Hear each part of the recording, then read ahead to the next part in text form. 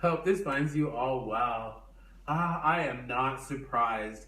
The Bullshit Care Reconciliation Act, otherwise known as Trump Care, has died in the Senate. Nor am I shocked that this Republican president wants to let the Affordable Care Act dissolve into Trump Care.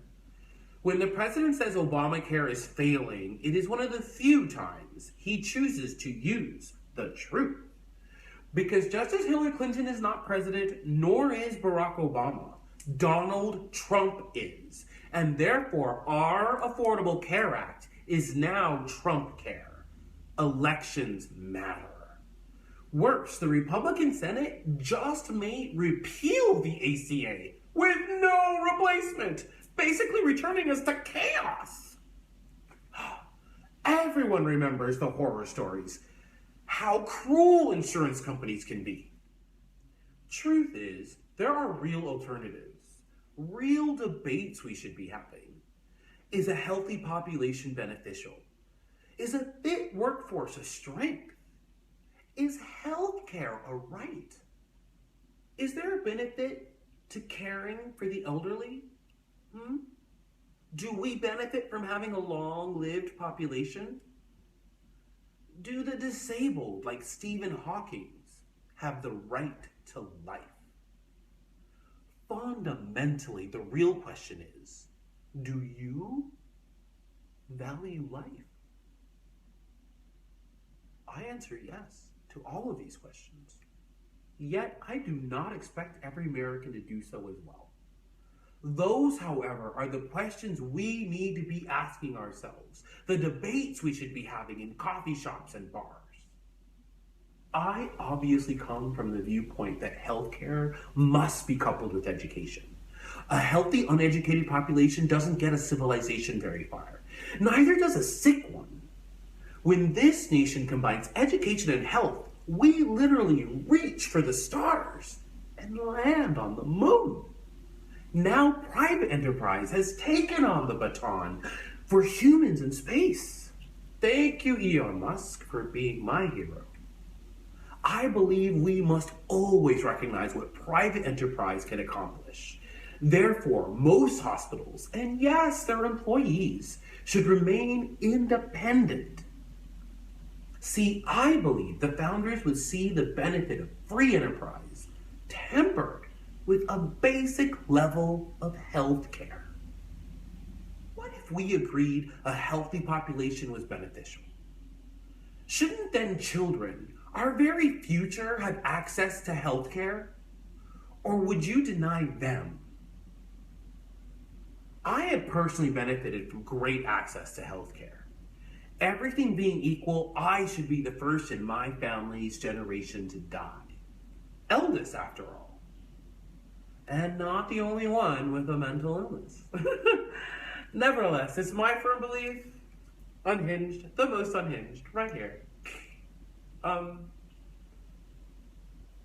We lost our first last year. Too young. Shockingly young. And the tragedy is that we are losing the young across this beautiful nation because we're not fighting the real battles. We truly believe that every child has the right to succeed. We must ensure preventative care, regular checkups, easy access to facilities. This would require clinics in rural areas. I benefited from such a clinic. These often must be state-run due to the unprofitable nature of small communities. There are places even Walmart abandons. I will continue this conversation after hearing input from you. Yes. Send me direct messages, comment below, visit patreon.com/ArielAnatole to participate in a poll. To view previous vlogs or learn more about the cause, feel free to check out ArielAnatole.com. Thank you all for the hearts and the comments this week. It was a difficult week for me, and Instagram literally held me aloft. Thank you. For that, I am grateful. Have a sun-filled weekend. Continue to be awesome. We're allowing for-profit insurance companies to peddle drugs to our children and hook them on opioids. And then when that isn't enough, they turn to heroin. And then our society turns on them because it's an addiction. I believe an addiction is a mental illness, not dissimilar than my own.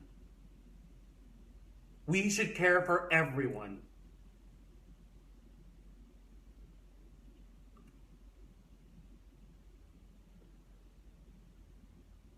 And I cry for every death I read, I hear.